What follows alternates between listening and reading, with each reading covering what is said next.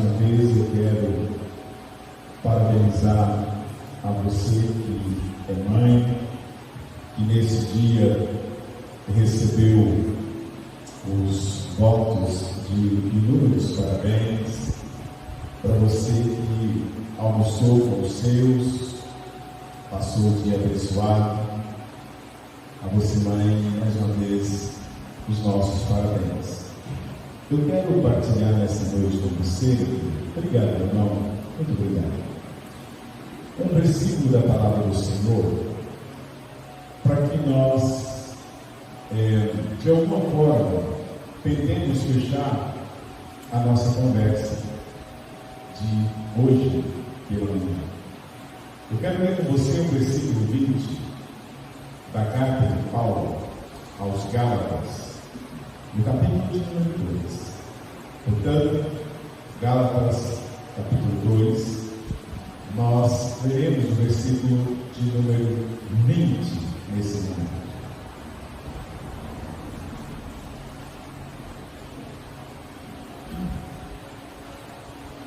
Gálatas, capítulo 2, versículo de número 20, diz-nos assim a palavra do Senhor: logo, já não sou eu quem vive, mas Cristo vive em mim. E esse viver que tenho, e esse viver que agora tenho na carne, vivo pela fé no Filho de Deus, que me amou e a si mesmo se entregou por mim. Vamos ler juntos. Que esse versículo seja sua oração nesse momento. Vamos lá, bem compassadamente. Logo, já não sou eu quem vive, mas Cristo vive em mim. E esse viver que agora tenho na carne, vivo pela fé no Filho de Deus, que me amou e a si mesmo se entregou. Que amor! Que amor! Meus amados irmãos, o último censo do IBGE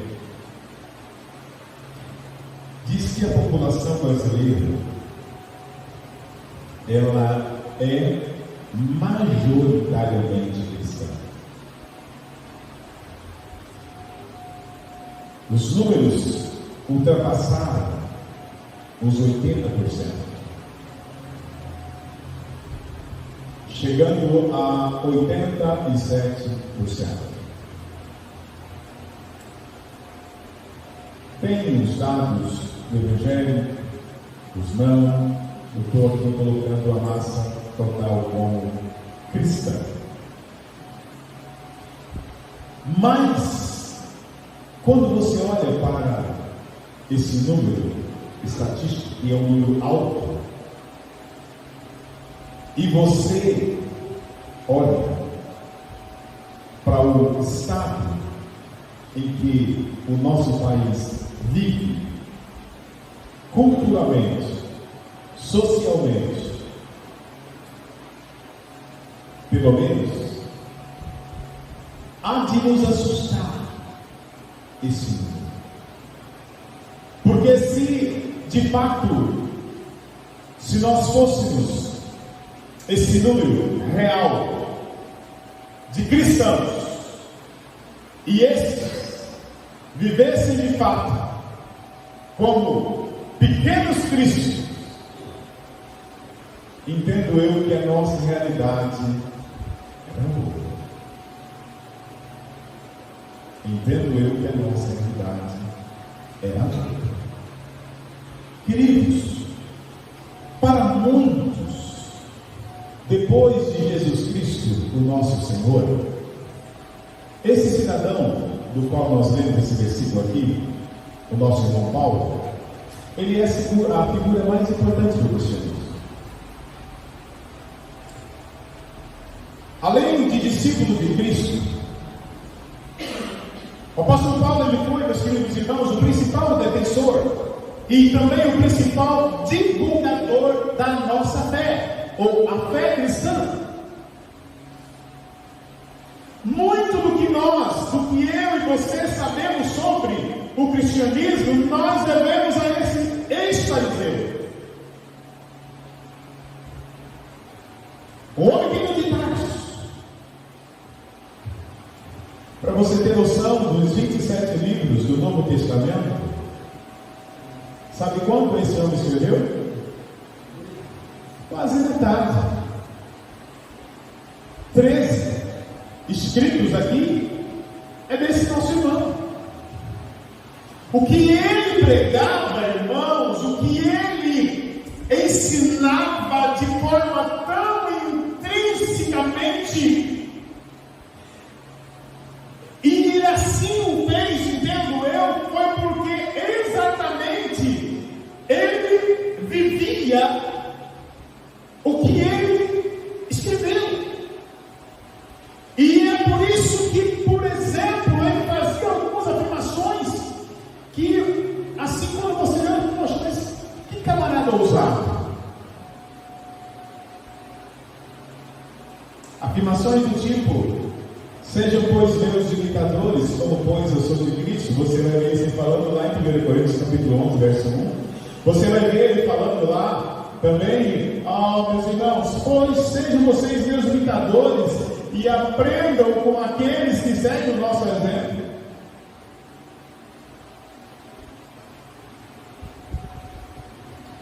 Que ensino era esse que Paulo defendia? Que ensino era esse que o nosso irmão Paulo ensinava com alegria? Que ensino era esse que parece que, como aquele camarada que está suando muito, né? Parece que brotava dos poros desse homem.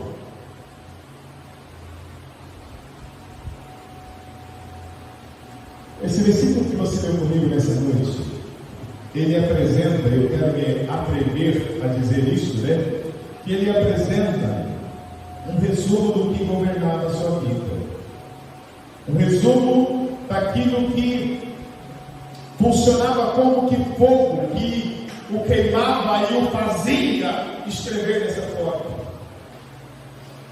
Em outras palavras, meus amados irmãos, o versículo que você leu comigo, de Gálatas capítulo 2, verso 20, Paulo ele descreve uma vida cristã pura e simples.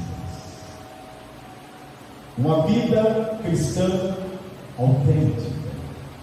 Ele, de forma graciosa, ele consegue agora, de forma concisa, expressar em palavras o que é de fato e o que acontece de fato quando alguém encontra-se ou foi encontrado pelo Senhor Jesus. De modo então, meus queridos, para enxergarmos a vida cristã pura e simples apresentada por Paulo, eu quero dividir esse versículo em algumas partes. Eu quero falar com vocês sobre a descrição da vida cristã, a dinâmica dela e quais são, ou algumas demandas da mesma.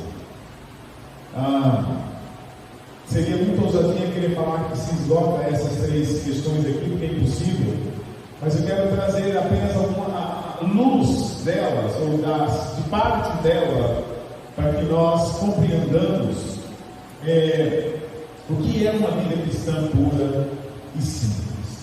Quando nós falamos a respeito da descrição da vida cristã, o apóstolo Paulo ele diz e usa algumas coisas muito interessantes aqui para nós. Paulo diz assim: olha, eu fui crucificado com Cristo. Desse modo, já não sou eu quem vive. Por quê? Cristo vive em mim. Paulo então descreve a vida cristã de uma forma muito tranquila. Ele descreve e passa então agora a discorrer sobre a nossa vida cristã em duas dimensões. Paulo ele fala a respeito da dimensão da morte, assim como ele fala dela da perspectiva da Paulo, quando ele fala dela, da dimensão da morte, ele afirma: eu fui crucificado com Cristo. E quando ele fala dela, da perspectiva da vida, ele fala: portanto, Cristo vive em mim. Fui crucificado, e é por esse motivo que Cristo vive em mim. O que Paulo está querendo dizer a nós com isso, meus queridos irmãos? O que Paulo quer falar-nos quando ele diz: eu fui crucificado com Cristo? O que é que significa estar crucificado com Cristo? A resposta é óbvia. Nós morremos com Cristo. Simples assim. Nós morremos com Cristo. Se você olhar no versículo anterior, verso 19, Paulo vai dizer que nós morremos para a lei. Porque fala assim: porque eu, mediante a própria lei, morri para a lei, a fim de viver para Deus. Estou crucificado com Deus. Então, meus amados irmãos, Paulo também fala: eu morri para o pecado. Romanos 6, verso 12, ele fala isso para nós. E aí, no verso 20, ele fala: eu morri para mim mesmo. Morri para a lei, morri para o pecado e morri para mim mesmo. Meus queridos, o verbo crucificar aqui, é importante nós sabermos que, primeiro, ele está no tempo passado perfeito. O que isso quer dizer, pastor? O que é isso? E além de estar no tempo passado perfeito, ele está na voz passiva e ele está no modo indicativo. Você precisa entender o que Paulo fala. Quando Paulo fala que esse verbo ele está no passado perfeito, dá-nos a entender que é um efeito permanente presente de uma ação já cumprida no passado. Portanto, a nossa melhor tradução é: eu estou crucificado e não fui crucificado, conforme você vê na NVI e na NVT. Por quê? Porque a ideia do que Paulo está dizendo aqui, meus amados irmãos, é que eu fui e ainda estou crucificado. Ganha mais peso, mais ênfase. E quando nós falamos de que está também na voz passiva, é o mesmo que eu dizer que o sujeito recebe a ação. Ou seja, eu e você, como cristãos, nós fomos crucificados por Cristo em Cristo. E quando eu falo do modo indicativo, eu estou falando para você que isso informa um ato ocorrido ou um fato dado, diferentemente do imperativo que dá uma ordem ou aponta uma possibilidade e deixa uma opção. Meus queridos irmãos, Paulo, quando usa o verbo crucificar aqui no passado perfeito e na voz passiva e nesse modo indicativo que nós vemos, Paulo ele estava então agora informando-nos que a obra de Cristo na cruz, ela nos foi imputada. O que é isso, pastor? Paulo está dizendo aí, meus queridos irmãos, que a obra de Cristo na cruz foi algo que foi realizado por outra pessoa, no caso Cristo, no meu e no seu, para o meu e para o favor dado a você. Não dependeu de nós, não dependeu de qualquer inicial nossa. A nossa salvação foi total dom de Deus, presente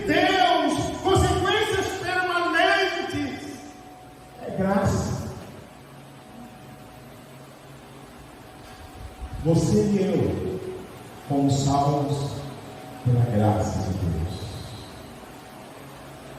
mediante a fé. Isso não vem de vós, é presente de Deus. Assim ele fala-nos na sua carta aos Efésios, no capítulo 2, os versos 8, 9 e 10, que é um texto que você não conhece. Meus amados irmãos, agora eu quero citar o que está lá em Atos capítulo 5, nos versos 30 e 31, segundo a NVI agora. O verso 30, ele diz assim, eu quero ler para você: o Deus de nossos pais ressuscitou a Jesus, a quem vós matastes, pendurando-o no madeiro. Deus, porém, com a sua destra, o exaltou a príncipe e salvador, a fim de conceder a Israel o arrependimento e a remissão de pecados. Meus queridos irmãos, haverá sim momentos em que nós devemos crucificar a carne. O que é isso? Nós somos chamados para mortificar os nossos desejos. Paulo deseja nos ensinar isso aqui. Porém, isso só será possível a mim e a você, meu querido irmão, porque nós já estamos crucificados com Cristo. E desse modo, pelo fato de Ele já ter vencido e de Ele estar agora habitando em nós, pelo Seu Santo Espírito, nós somos capazes também de vencer. Nós somos capazes também de lutar. Meus amados irmãos, nós já nos identificamos com Ele na morte pelo batismo, e isso nos dá força para vencer o pecado. Quando ele escreve aos Romanos, no capítulo 6, nos primeiros 4 versículos, nós temos um exemplo disso. Lá, ele fala assim: que diremos, pois? Permaneceremos no pecado para que seja a graça mais abundante? Ele diz: não, não, não, não. De modo nenhum. Como viveremos ainda no pecado, nós que para Ele morremos? Ou, porventura, ignorais que todos nós fomos batizados em Cristo Jesus, fomos batizados na sua morte? Fomos, pois, sepultados com Ele na morte pelo batismo, para que, como Cristo ressuscitado dentre os mortos pela glória do Pai, assim também, presta atenção nisso, irmãos, assim também, andemos nós em novidade de vida. Ah, meus amados irmãos, além do que a lei foi cumprida em Cristo, e logo não vivemos mais em busca de justiça própria, porque jamais conseguiríamos. A lei, na verdade, aqui agora, aos Gálatas, ela só nos acusa e nos condena. Ela diz: não pode e não faça, mas nós queremos e fazemos. A graça de Deus, porém, que nós vivemos pelos méritos de Cristo, ela nos impulsiona, então assim também a viver. Paulo, quando ele escreve também aos Romanos, no capítulo 7, nos versículos 4 a 6, ele chama a nossa atenção. De modo, meus queridos irmãos, nós estamos crucificados com Deus. E todos quantos têm essa certeza vivem bem. Nós já estamos crucificados com Cristo. O que isso quer dizer? Que a lei já não mais nos condena, porque Cristo cumpriu ela no próprio corpo. versículo 19. O pecado já não nos domina, porque nós estamos mortos, bem como os nossos desejos já não mais nos escravizam, pois pertencemos ao Senhor da liberdade. Nós somos dos do caminho, nós somos da vida, porque a vida daquele que é o dono da vida habita agora em nós. Ah, meus irmãos, isso nos leva à segunda dimensão da descrição de Paulo a respeito da vida cristã. Paulo diz: Cristo vive em mim. Fomos crucificados, e agora ele diz: Cristo vive em mim. Cristo vive em nós, irmãos. À luz do que nosso irmão João diz, e nós conversamos um pouquinho hoje pela manhã, né? Ele vive em nós por meio da habitação do seu Santo Espírito. Ponto decidido. O Espírito Santo em nós, irmãos, nos permite então a vivermos em novidade de vida.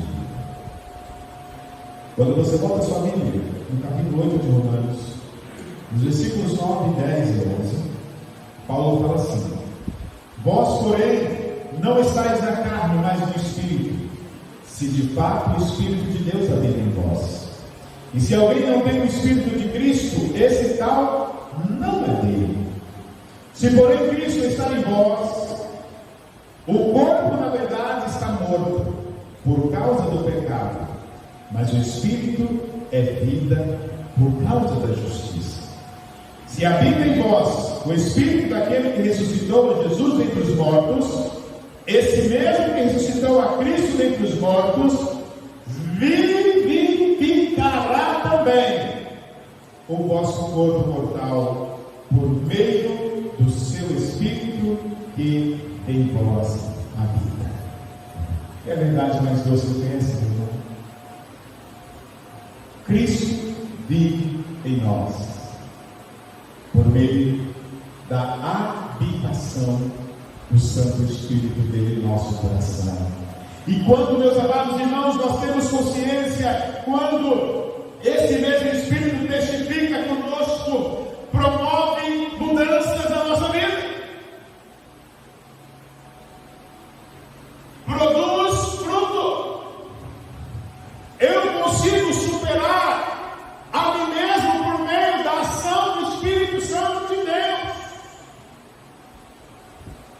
Morremos para poder dar fruto. Assim como a semente precisa morrer, porque se ela não morrer, ela não vai germinar.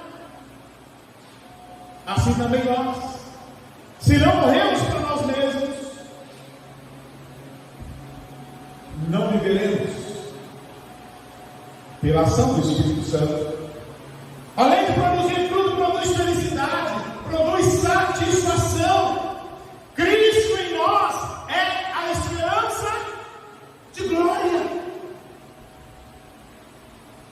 Cristo vive, produz força, que resulta em eu ter condições de me sujeitar ao Senhor, de fazer a vontade do Senhor, de me entregar e de me permitir ser consumido pelo Senhor e para o Senhor.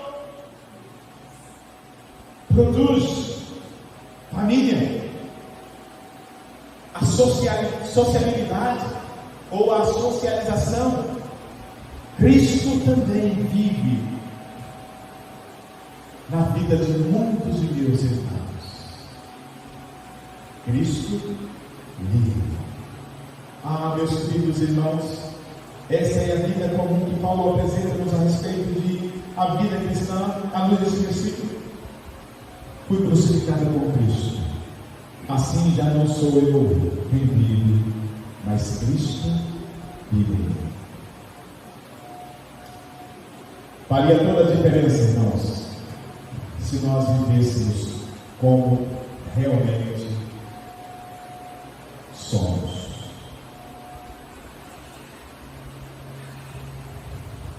faria toda a diferença se nós vivêssemos como realmente somos. Que é isso, pastor?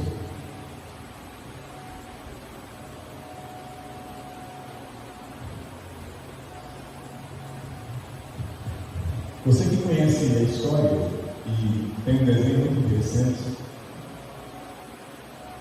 daquele patinho feio no dia que ele descobriu que na verdade era o cisne. Que situação! Que situação!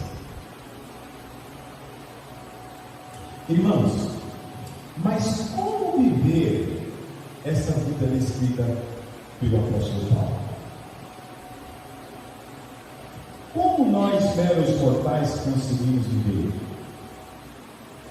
Aqui já é a terceira parte, quando falamos da dinâmica da vida cristã. A vida que agora vive no corpo, olha o que Paulo para ele. E esse viver,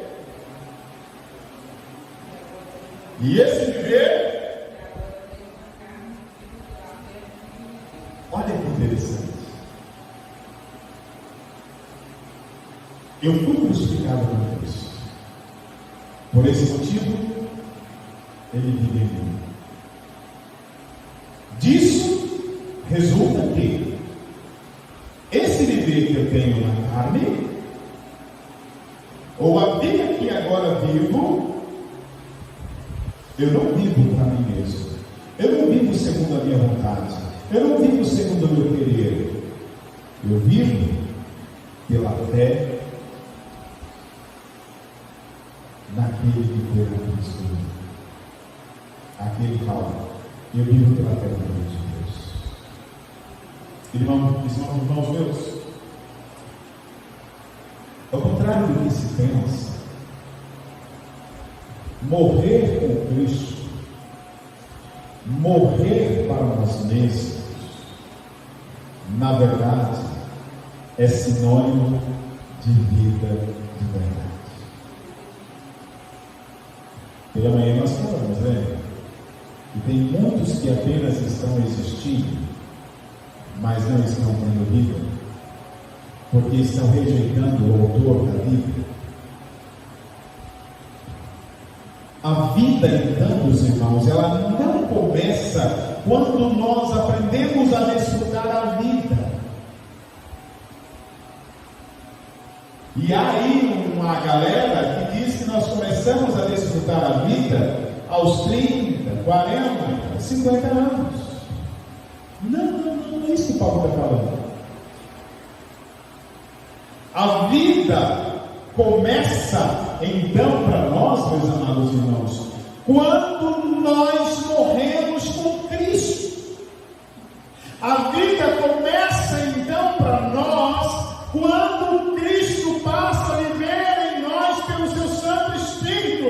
Isso sim é vida, isso sim é vida em abundância, isso sim é vida plena, isso sim é vida mais. Conforme nós aprendemos hoje de manhã. É por isso que Paulo vai dizer agora, e esse viver que eu trago na carne, eu não vivo mais para mim, eu vivo para aquele que por mim morreu.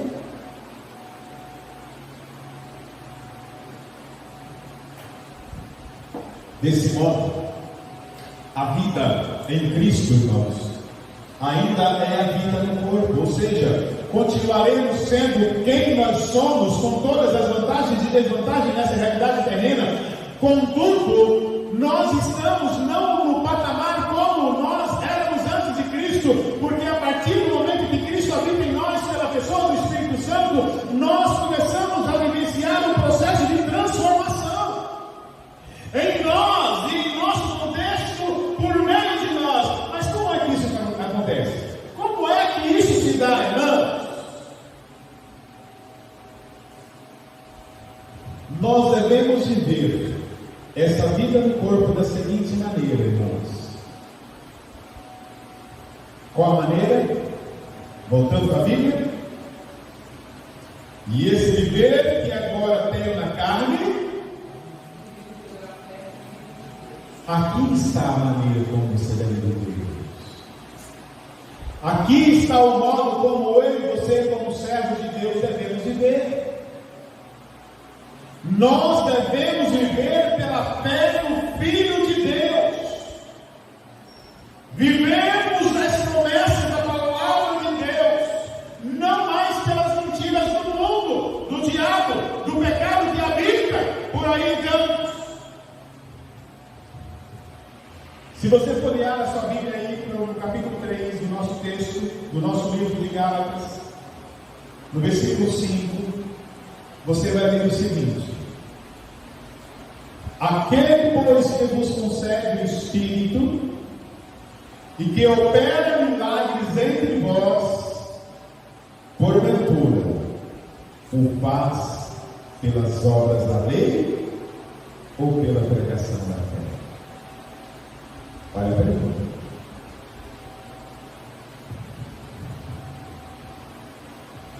A vida cristã não é vivida pelo esforço próprio. Você por si mesmo, com seus próprios esforços, você não vai conseguir viver uma vida cristã de fato como ela pede. Se você voltar aí, nós lemos o verso 5. Se você ver o verso 3, olha o que Paulo fala: sois assim, insensatos, que tendo começado no Espírito, estejais agora vos aperfeiçoando na carne. Paulo, nesse momento, ele está, eu vou usar uma palavra estranha, aborrecido, porque estes irmãos, eles estavam querendo voltar aos rudimentos da vida. E é por isso que ele está dizendo agora que nós não conseguimos viver uma vida cristã de verdade pelo nosso próprio esforço, porque nós assim somos insensatos.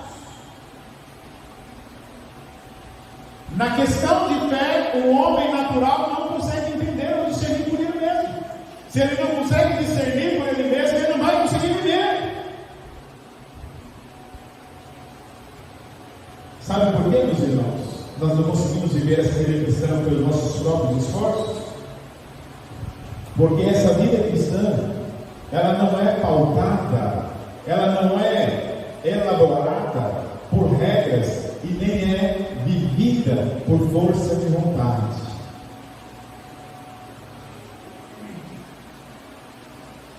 É provável que você já conheceu alguém sincero, honesto, que manifesta o desejo de servir a Deus, mas não consegue, que ele está querendo fazer pelos próprios esforços dele. A vida cristã é vivida pelo poder do Espírito. Quando nós agarramos as promessas e os preceitos da palavra de Deus, tudo começa a ficar mais fácil para nós. A vida cristã é vivida pela fé na promessa de tudo que Deus promete ser para nós em Cristo Jesus. Por fim, a demanda dessa vida, ou as demandas de personagens. Paulo descreve a vida cristã, irmãos, como sendo, primeiro, estar crucificado com Cristo, para deixar Cristo viver em nós. A dinâmica dessa vida se dá em nosso corpo, ao ponto, ou no mínimo, quando nós lutamos para que sejamos conformados à imagem de Cristo, para que o caráter de Cristo seja forjado em nós. E é exatamente por isso, irmãos, que nós devemos entender as palavras de Paulo aqui.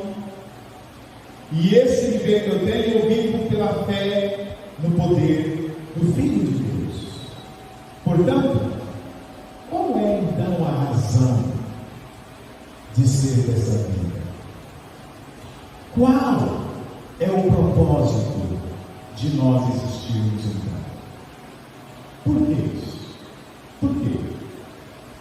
O apóstolo Paulo termina esse versículo, onde tudo começa na história da salvação.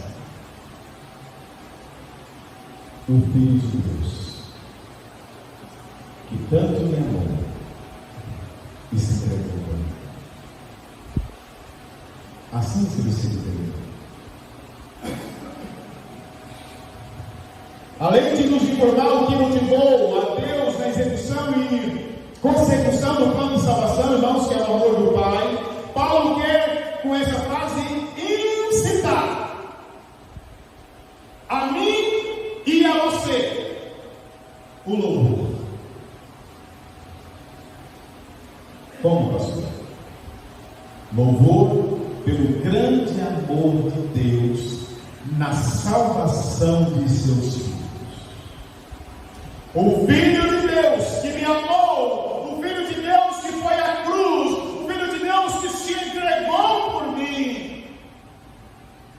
Ele volta a falar desse amor, irmãos, quando ele escreve a sua carta aos Gálatas, a sua carta aos Efésios, no capítulo 1, nos versos 5 e 6. Ele fala assim, deixa eu achar aqui. Efésios capítulo 1, versos 5 e 6. Nos predestinou para Ele, para a adoção de filhos por meio de Jesus Cristo, segundo o beneplácito de sua vontade, para o louvor da sua glória, ou de sua graça, que Ele nos concedeu gratuitamente no amado. Tem uma versão que diz que em amor nos predestinou para sermos adotados como filhos. Você consegue então perceber, irmãos, que é o amor de Deus que o motiva ou que o motivou a planejar a nossa salvação? Nós vimos hoje de manhã João 3,16. Porque Deus amou o mundo de tal maneira.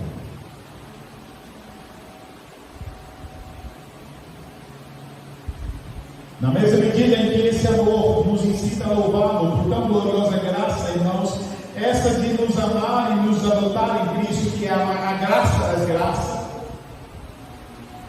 Portanto, ao declarar que Cristo nos amou e assim mesmo se entregou por nós, Paulo agora passa então a nos informar. Paulo passa então a alimentar a nossa mente, ele passa então agora a incendiar o nosso coração, meus queridos irmãos, ao nos informar sobre o maravilhoso plano da salvação de Deus. Paulo então com isso agora, ele incita a mim e a você a olhar para esse Deus, a reconhecer os feitos do seu Filho, a forma maravilhosa como o Espírito vem trabalhando a nós e consequentemente devemos louvá-lo, adorá-lo, reconhecê-lo pelo que Ele é.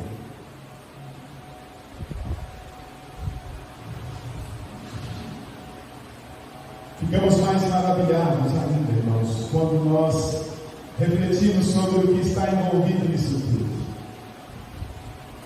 E nisso tudo está envolvido, primeiro, a identidade de quem ama. Quem nos ama? O Filho de Deus. Você não é amado por qualquer um. Você é amado por aquele que deu a vida por você. A identidade de quem nos ama, irmãos, torna maior ou menor a qualidade do amor. Depois aqui está revelada a atividade desse amor. Amor que levou ele a se entregar por nós. O perfil desse que nos amou, Paulo chama, Paulo fala que o principal dos pecadores, perseguidor da igreja, por isso que o amor de Cristo constrangia ele. Em resumo, a vida cristã adoradores da gloriosa, portentosa e maravilhosa graça de Deus. E assim sendo, Gálatas 2:20, estou crucificado com Cristo, assim sendo não mais eu quem vive, mas Cristo vive em mim. E esse viver que vive no corpo, eu vivo pela fé no Filho de Deus. E esse que me amou ao ponto de se entregar por mim. Aí eu pergunto, e termino também. Você tem certeza que você é um cristão? E você é cristão? Se você o é, você deve viver pela fé no Filho de Deus.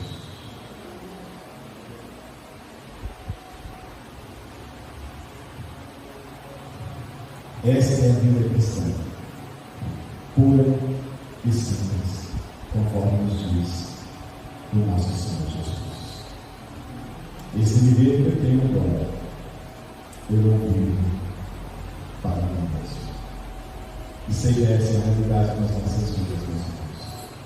E que nós possamos viver, de fato, pela fé no Filho de Deus.